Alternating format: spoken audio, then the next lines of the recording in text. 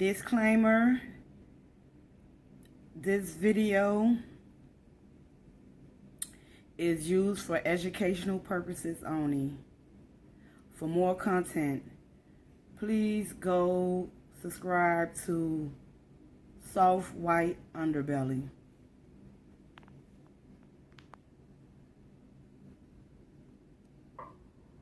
Where'd you grow up? Where are you from originally? I'm from Chicago, Illinois. Chicago. And tell me about your family. You had both your parents when you were a kid?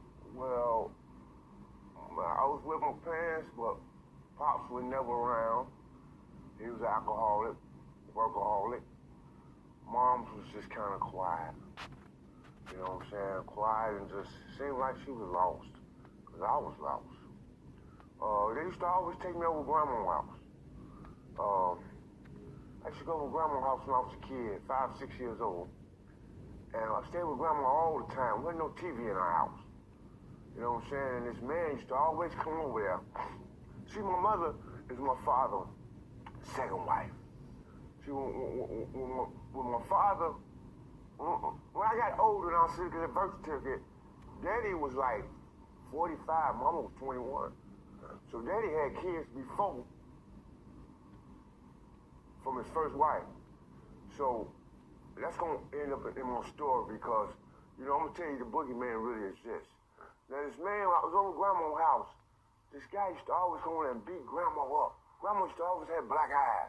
And then I used to try to save Grandma, and he used to beat me up and throw me in the next room, and he did whatever he did with Grandma, I just hear her screaming. But then he was come over there with me and do things to me. And this went on for a while, now 5, 6, 7, 8, 9, 10 years old. And nobody never said nothing. I want to know, did Daddy know? Mama wasn't gonna say nothing. Mama was quiet anyway. But I wonder, you know, did Daddy ever know me? Because Daddy, he used to always come get me from Grandma. I used to go over every day. But you would take me back every day. Because Daddy had worked and Mama did whatever she did at home. If she stayed home. And the things he was kept doing things to me, and I kind of seemed like it was kind of normal. I was kind of, you know, like liking it, like looking forward to things like that. Sexual thing. Sexual things, you know? But see, I was a kid. I didn't know. Started at 5 years old? You know what I'm saying? 5 years old. And it's like, following me, playing, doing things. And it's time like that, I wanted that type of attention from a man. And I'm not saying I just wanted that attention. You know, when I was a kid, it just seemed like it was the thing to do. To have a strong hand around me or touching me. And I didn't know, and I would always wonder. And as time went by, this man kept showing up. You know what I'm saying? I was getting, and he was coming over to the house, and I was like, you know what I'm saying? And he would stay over at the house, and go, what's this man? You know, they was all, but nobody said nothing. I never said nothing, because I was too scared to say something, but I enjoyed him being around. You know, and he would eat, you know, he would stay over, but he would come in my room. You know what I'm saying? I'm like, late night. You know, and sometimes I come in the room, he be sitting there, you know, playing with my games and tell me to come over. In my room, and I sit right next to him. It seemed like nobody didn't know nothing, or nobody didn't care. I don't know. I was a kid.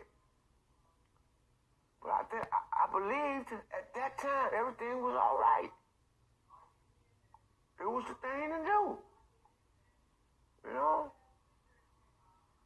And you know how they say the boogeyman?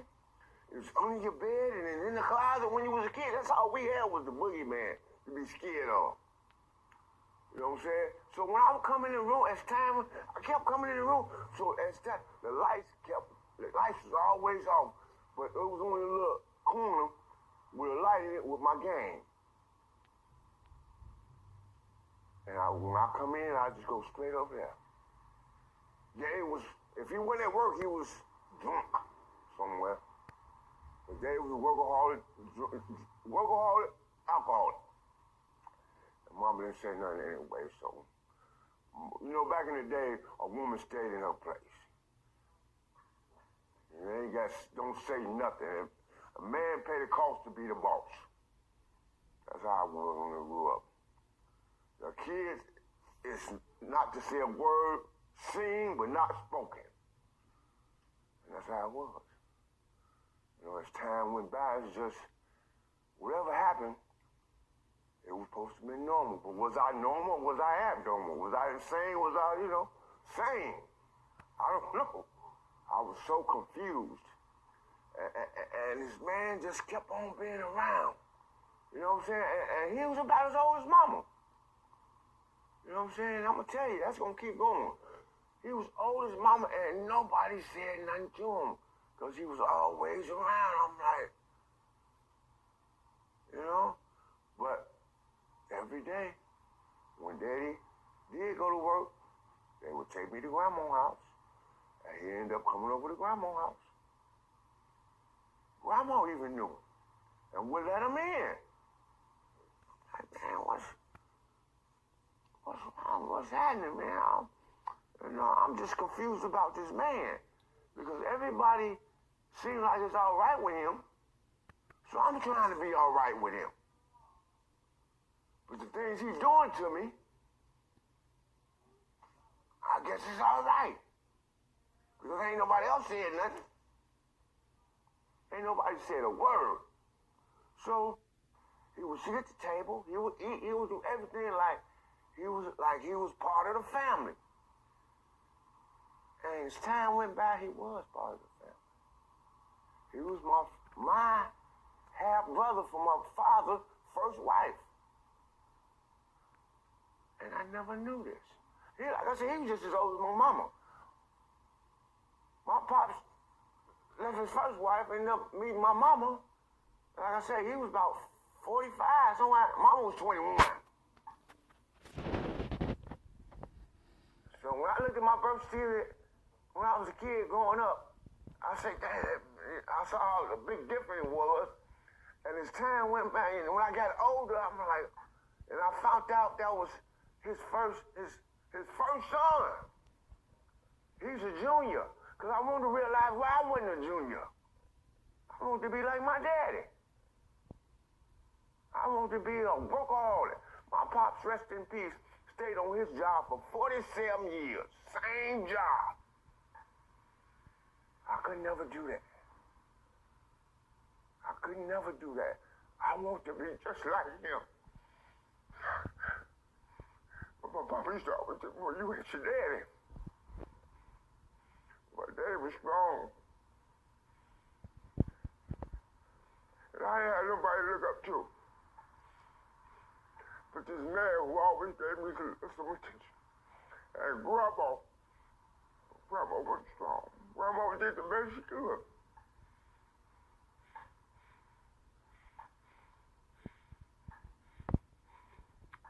She did the best she could. And you know what? Where I was raised, family and friends is very important to have in life. I'm a real friend. You got to have them in life. That means something. They help you. They don't use you. You can go to them anytime you want to go to them.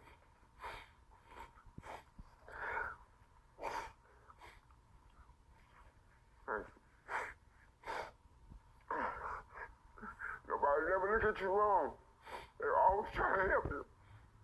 They always feed you. Always. Family. Family is very important to have, man. And friends that you grew up with from a kid on is family. You call his mama. That's how we were. But I had other things things happened in my life when I was a kid. I ain't tell nobody. And as time went by, man, I had to learn how to adapt. I had to learn how to survive, you know? But right now, I'm just existing. I'm not living. I got a lot of shit inside me, man. And there's a difference between these. You enjoying life, man. You enjoying life. And it's a big difference, man. It's a big difference, man. When I got older and realized who this man really was, man, you know, he was too old for me to even try to do anything to.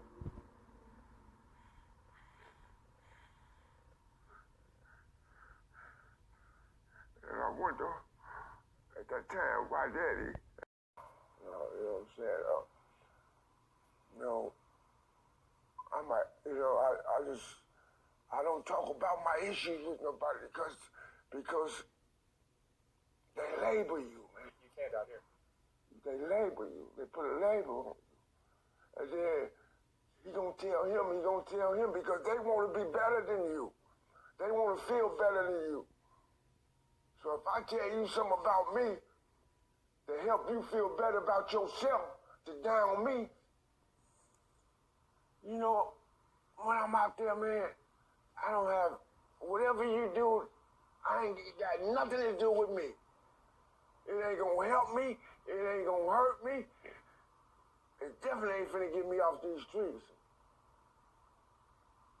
And it ain't gonna help the situation that I'm going through, because I go through things too. So why should I take on what you going through? Because I can't care. I can't care what I got. So how in the hell I'm gonna care what you got? So I don't care what you do out there. Because it ain't got nothing to do with me. Nothing. You know? Like I said, man, mother, father, sister, brother, auntie, if you got a niece, nephew, kid, someone, whatever, daughter, if they say something in their room, they talk about the boogeyman, please go check.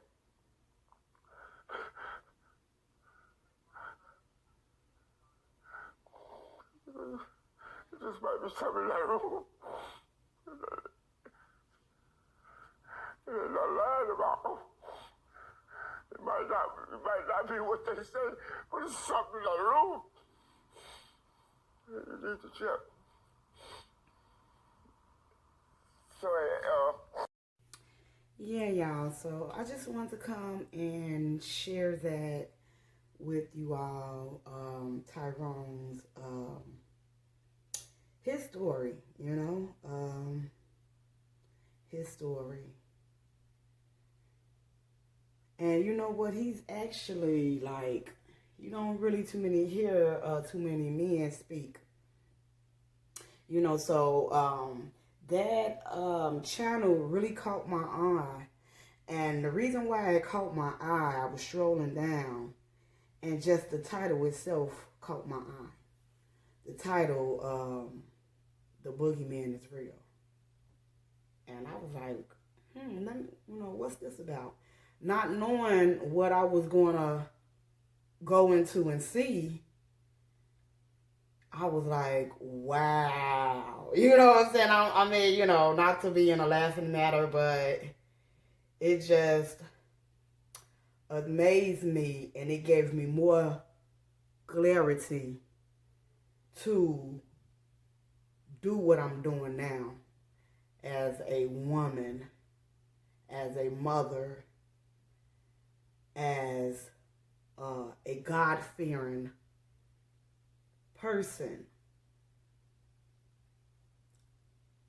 I could stand before anyone. Only the weak is silent. So, with that being said, the fight must go on. The fight must go on. And we have to fight. We have to learn how to come up out of the slavery. I mean, it's slavery. And we have to learn, like, You know, I was thinking about what Kanye said, a year ago, or however it went, when he said, well, you know, we're in slavery. We're still in slavery because we choose to be in slavery. And it's very so much true because nobody's telling us to stay silent now.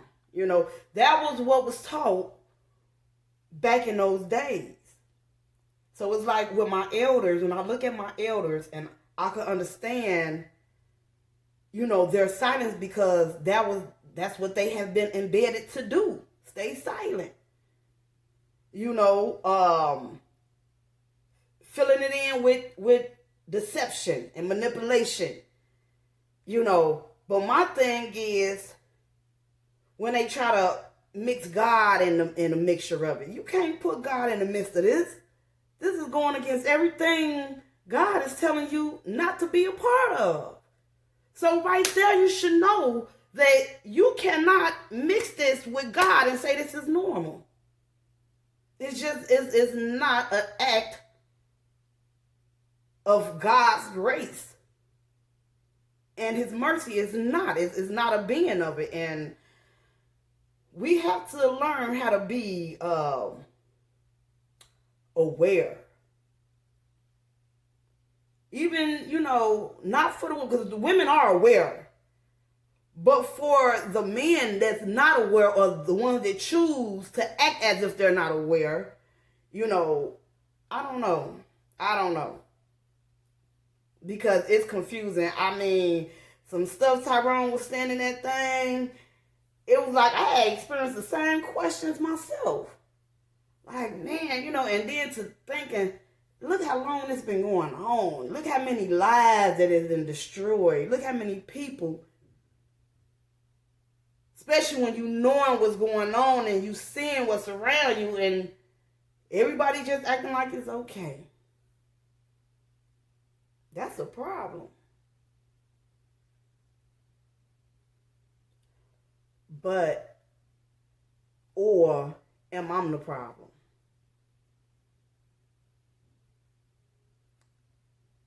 There goes the labeling. Y'all, I'll be back with you with another video. It's a part 2 to Tyrone. Actually, it's a 2 and a part 3 to Tyrone. But I'm just going to show the part 2. Because the part 2 connects to the 1. And I really want you all to listen to this man. Take heed to what he's saying. And be a help. Be a help to our next generation. To our kids' kids. Be a help. If you really want to help, if you really want to be of God's help and be of God's servant, then protect his sheep. Peace, deuces, one love, I'm out.